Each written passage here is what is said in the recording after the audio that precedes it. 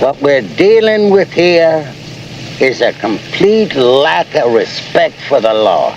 With Morneau Shepell lawyers blinding the court with disinformation, let's identify the legally verified truth. This story identifies how injustice was brought into being by a lawyer using disinformation to gaslight the Brampton court, and for over a decade, the case lawyers have gotten away with their legally confirmed code violations obstructing justice. In 2012, the case Edwards v Morneau Shepell took place in Ontario's Brampton court, presided over by Justice Blaiby. The civil action came about as a result of a Morneau Shepell guidance counsellor malpractice. The counsellor, Catherine Hayman, unethically defamed Bruce Edwards' name to the point he lost everything, including his family, and to make matters worse, like a sniper concealed by confidentiality, Hayman's malicious statements nearly got him killed, twice. So obviously, like anybody else, he's felt legally compelled to not allow this serious issue to pass unaddressed. In light of Edwards having irrefutable evidence that surpassed the liable legal test, the litigation process should have run smoothly. However, from the outset, Morneau Shepell lawyers impeded the legal process by refusing to provide Catherine Hayman's contact information. This action effectively prevented crucial documents of service from being legally served on Catherine Hayman, and so Edwards' litigation came to a standstill. Having created deadlock, Shepell lawyers then insisted that if litigation was to commence, it should be directed at Morneau Shepell, and not their guidance counsellor, Catherine Hayman. Following legal code, this demand appeared unreasonable, but given it was going to be the only way forward, Bruce Edwards felt compelled to give in to Shepell's demand. But it still felt nonsensical to be targeting Morneau Shepell, because at the end of the day, it would be Catherine Hayman who would have to pay the consequences for her unethical malpractice. Confused as to why the Shepell lawyers would take a stand in conflict with the legal code, Bruce Edwards, an ex-private investigator, became suspicious, and as a result, he commenced an investigation to uncover Shepell lawyers' motive incentive. But immediately, he ran into fact verification issues. Indeed, such was the confusion clarifying Catherine Hayman's existence, that the case hearing date came along without Bruce Edwards being able to verify anything in Shepell's factum, or any of the evidence he'd been able to obtain. Baffling the situation further, none of his investigation findings appeared to be consistent with any of Morneau Shepell's factum statements. Regardless, the professional validity of Shepell's factum seemed assured by the fact that the lawyers overseeing Shepell's defense were Morneau Shepell's senior in-house legal counsel, Roslyn Cogan, and lawyer in court, Pamela Mills from the Toronto law firm Ed & Burles. Beyond doubt, their involvement gave the impression the case was being overseen by two high-profile lawyers who clearly knew legal procedure and what was ethically expected of them. Legal Rules Chapter 5:6, where it states, "The lawyer must take particular care to be accurate, candid, and comprehensive in presenting the client's case so as to ensure the tribunal is not misled." Let's not forget this rule. So, the evidentiary disconnect Bruce Edwards was experiencing was baffling, and this would have us go back to the initial question: if the investigated facts were not lining up, what was going on? As a result of Catherine Hayman's malpractice liable against him, Bruce Edwards did not have the financial means to pay for a lawyer, and so he had to represent himself in court. Regardless of the reality that presented itself, Morneau Shepell's lawyer in court, Pamela Mills, won the case. But how, if Edwards' case was supported by lawful legal merit? To understand how civil law failed a member of the public, we need to go to the start of the case. The first thing that happened was the case started, with it being stopped. Before he would allow the case to commence, the judge, Justice Blaiby, had cause to question a glaring omission in Shepell's defense factum, and that being, the conspicuous absence of Catherine Hayman being named to be defended. The legal issue of course being, if failing to specify who the defense factum information is defending, it's not actually defending anybody. A transparent issue, unless a defense exists allowing Shepell lawyers to be exceptionally inept at crafting legal defense documents. Shepell's lawyer input was plainly incompetent, and regardless of the professional status of the lawyers involved. Code Competence 3.1-2 A lawyer shall perform any legal services undertaken on a client's behalf to the standard of a competent lawyer. With evidence identifying Shepell's factum forgot to identify who it was defending, any question of competence must be ruled out. Quick to try and salvage the situation, Pamela Mills sought to appease Justice Blaby by assuring him absolutely that all the information in Shepell's factum, although not naming her directly, was nonetheless entirely pertinent to Catherine Hayman. Seemingly happy to accept Pamela Mills' legal word, Justice Blaby allowed the case to proceed. As per court protocol, Bruce Edwards presented his compelling evidence that confirmed Catherine Hayman's actions did meet the legal criteria supporting his claim of defamation. Indeed, his evidence was so compelling in relation to the defamation legal test that Pamela Mills did not even bother to dispute the decisiveness of his evidence. Instead, to counter defamation law, Pamela Mills quoted unrelated case precedents and some random member ethics of the Canadian Licensing Authority, the OACCPP. Her reasoning for this appeared to be to accommodate her positive duty to make full disclosure of all the binding authorities relevant to the case. Indeed, this was the only legislative authority mentioned. This positive duty is confirmed in the document, A Lawyer's Duty to the Court, by the lawyers Carolina Beeler and Robert Bell. They state, misleading the court on legal issues. Corresponding to our duty not to knowingly mislead the court on evidentiary issues, a lawyer cannot misstate the law. Lawyers are under a positive duty to make full disclosure of all the binding authorities relevant to a case. This means that all such authorities on point must be brought before the court, whether they support or undermine the position being argued by that party, even if opposing counsel has not cited such authority. Ms. Beeler and Mr. Bell also state, misleading on evidentiary issues. A lawyer cannot knowingly offer or rely on false evidence or misstate evidence. Misleading the court includes actions such as knowingly misrepresenting or misstating the facts in argument, inducing a witness to state misleading evidence and knowingly maintaining a false pretense. So most arguably, with all of Pamela Mills' statements being unsupported, this as a defense should not have been able to defeat a civil law. Indeed, the rules state, a pleading that demonstrates a complete absence of material facts will be declared to be frivolous or vexatious. Pleadings that are irrelevant, argumentative, or inserted for color or that constitute bare allegations should be struck out as scandalous. The same applies to a document that contains only argument and includes unfounded and inflammatory attacks on the integrity of a party, and speculative, unsupported allegations of defamation. Okay, at this point, let's just focus on two aspects of this case that require the case to be legally addressed. Legal code states, a lawyer must not knowingly attempt to deceive a tribunal or influence the course of justice by offering false evidence. Seemingly accommodating the mandatory rule requiring lawyers to identify an on-point authority to the court, in Shepell's factum, Pamela Mills provides the court with evidence of the standards of practice for members of the Ontario Association of Consultants, Counsellors, Psychometrists and Psychotherapists. The OACCPP for short.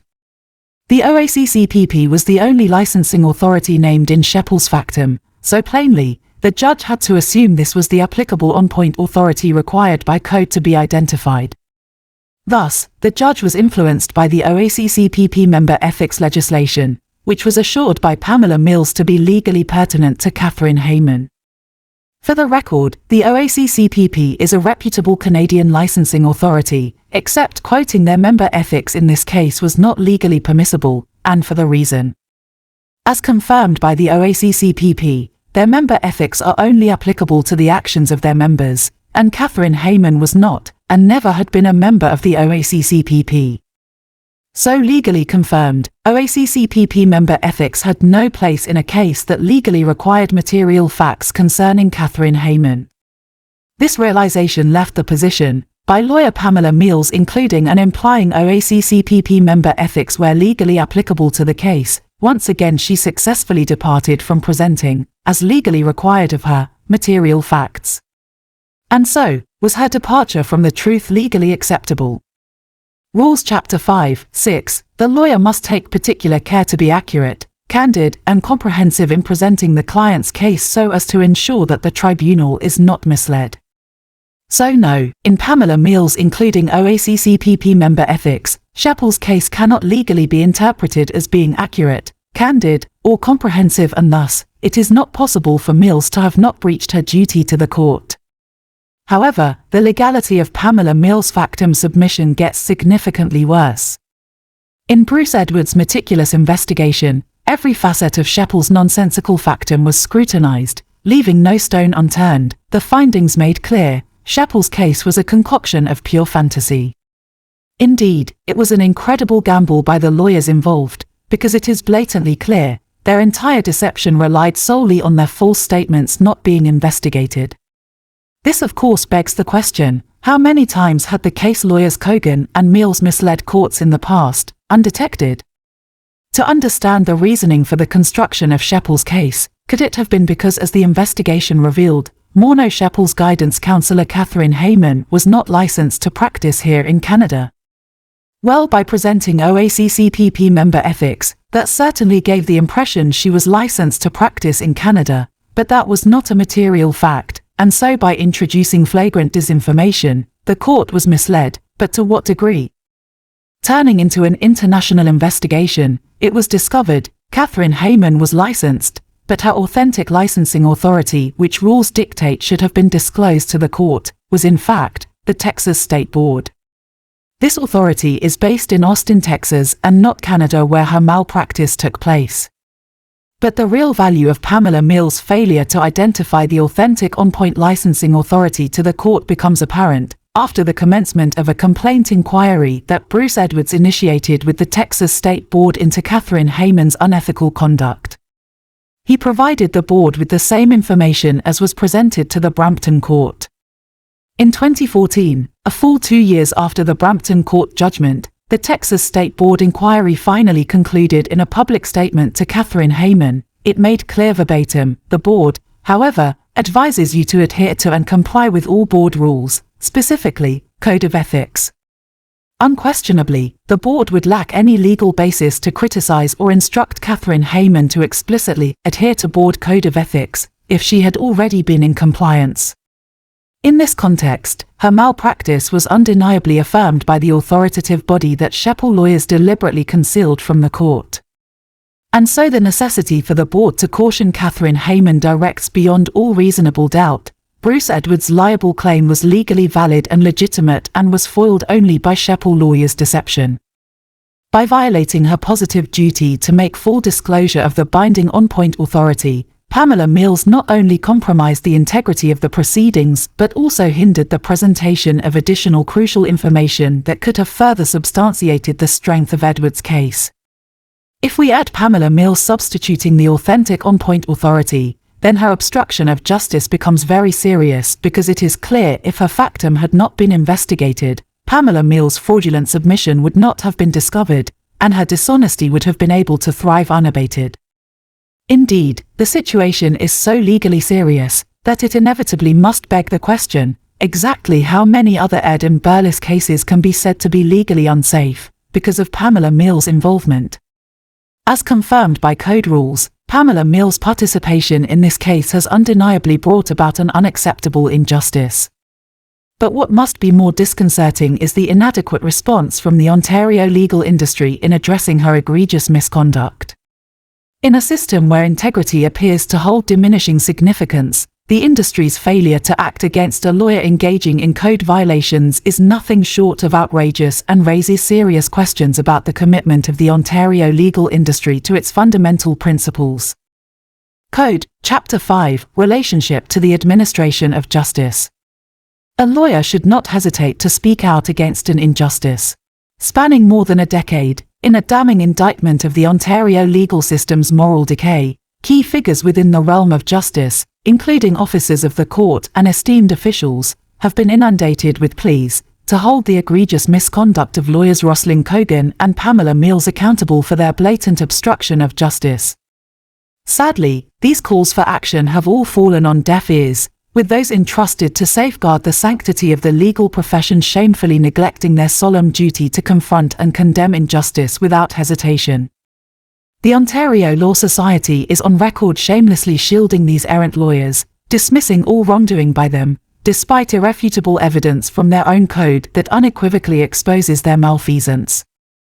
This egregious failure to uphold the principles of justice raises serious questions about the integrity and accountability of the Ontario legal industry, and now most arguably, enough evidence exists to insist that issues of injustice require being policed more stringently by public bodies, and not by an apparent bias law society whose only concern appears to be to safeguard the interests of lawyers. Indeed, there appears an apparent readiness to protect lawyers, regardless of them willfully obstructing justice by use of disinformation, to effectively gaslight the court. The failure of the industry to hold the lawyers in this case accountable is not only a disservice to civil litigation, but it also undermines the fundamental effectiveness of the courts. Beyond argument, the public should not be burdened with the necessity to actively investigate and verify the accuracy of statements made by opposing lawyers in court. It undermines the very essence of a legal system built on trust and accountability. It is clear that to restore faith in the legal system, instances of lawyer disinformation that obstruct justice must be addressed promptly and decisively.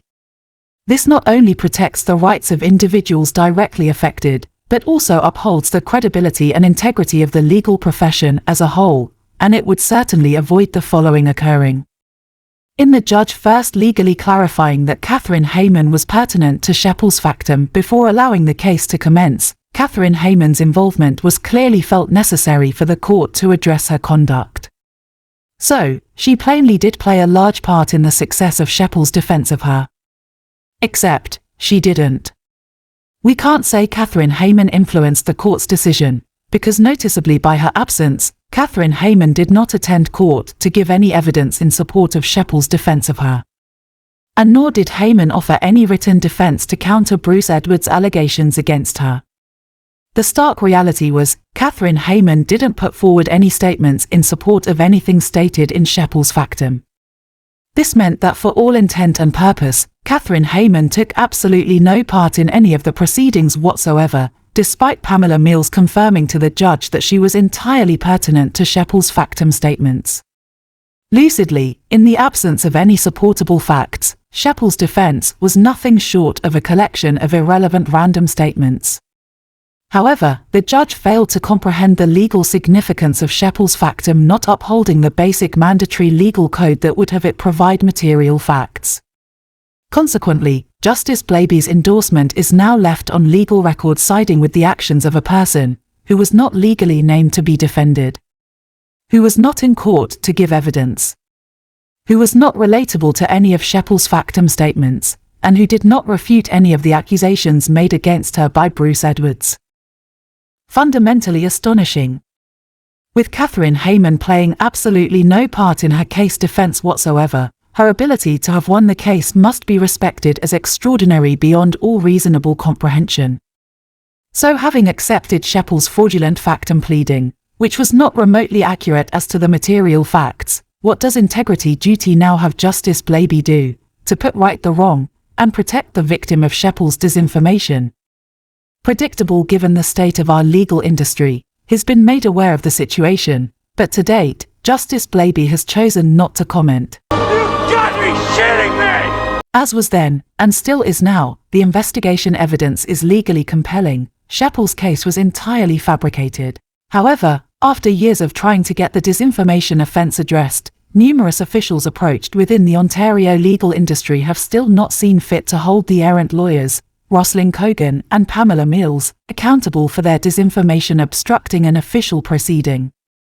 This pervasive inaction within the legal industry not only undermines the effectiveness of our courts, but also leaves various industry echelons seemingly complicit in endorsing lawyer fraud, and this despite the existence of codes mandating professional integrity. Identified by legal code, this case contains serious misconduct issues and egregious, failing to address the wrongdoing appears nothing short of tacit approval from within the legal community. So it's got to be of concern, if the Ontario legal industry will not acknowledge the indisputable reality that dictates, two lawyers have not upheld the legal code, who should the public turn to if unable to obtain justice? No, that's a bit old-fashioned.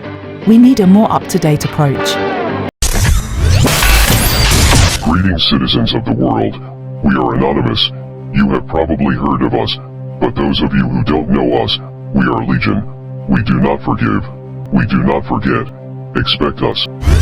Well, yes, that would probably work. But putting aside any need for public reaction, I think our legal industry just needs a sobering reminder as to the only reason a legal system works. Fundamentally, it requires the trust and confidence of the public. Transparency, accountability, and accessibility contribute to building and maintaining this trust. But if we must accept some lawyers can violate the legal code with impunity, then all the public goodwill disappears in an instant. In the Edwards versus Morneau Shepell case, clear and conclusive evidence establishes that the proceedings were manipulated by unscrupulous lawyer disinformation. This deceptive strategy successfully blinded the court to the genuine facts of the case. The evidence unequivocally shows that immaterial disinformation prevailed in shaping the outcome and that must in line with code be respected as a serious issue, entirely warranting legal consequences. Indisputable in the eyes of the law, a blatant violation of legal ethics is responsible for a judge believing he was judging material facts, when in reality, it was all fabricated disinformation by the lawyer, Pamela Mills. This being the verified case, justice vehemently demands that in good conscience, this case cannot be left to stand without robust legal intervention holding the disinformation perpetrators accountable. Indeed, not to rectify this egregious injustice would be a gross dereliction of the fundamental principles that uphold our legal system's integrity. The structural erosion of due process and civil liberties exists in no small part because of maverick lawyers getting away with reshaping the ethical legal landscape. So I suppose, better late than never, the only question left to be answered must be, does the Ontario legal industry have the integrity to uphold its own ethical code? Really makes me wonder.